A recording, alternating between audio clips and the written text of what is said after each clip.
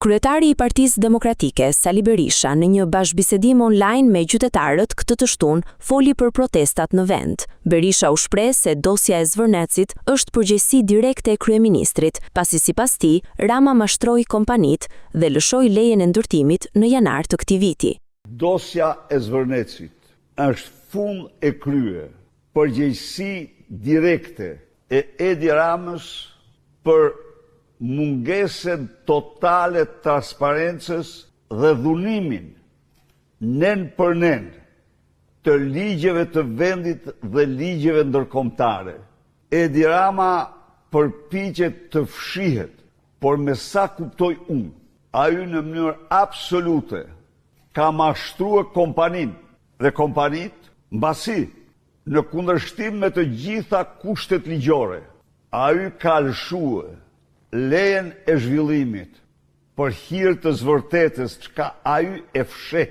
Ai ka lëshuar në janar të këtij viti edhe lejen e ndërtimit dhe ka lëshuar lejen e ndërtimit për 3 bloqe, dhe lejet e ndërtimit janë kompania vet ka kërkuar me noter anullimin e tyre. Edi Rama i fsheh të gjitha këto.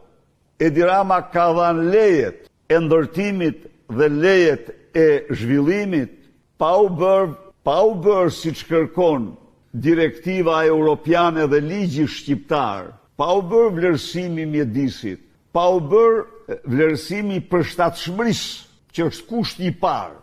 Mëtej, kryedemokrati u shpreh se PD mbështet plotësisht protestën dhe 5 kërkesat e protestuesve, pasi sipas tij kanë qenë dhe janë edhe betejë e opozitës.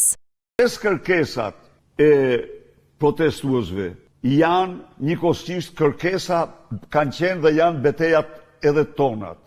Atëherë, cili ka qenë qëndrimi ynë? E para, ajo që thoni ju, nuk është protest e PD-s. E dyta, asnjë paraqitje simboleve të Partisë Demokratike në protest, sepse është protest rinore qytetare. E treta, thirrje për pjesëmarrje masive si qytetar. Besoj se këtu, çfarë mund t'i thoni ju një populli që ka 13 vite që proteston kundër Edi Ramës dhe kauzat e veta që të mos protestojë tash tani? Kjo nuk do kishte kuptim, por nuk është bërë.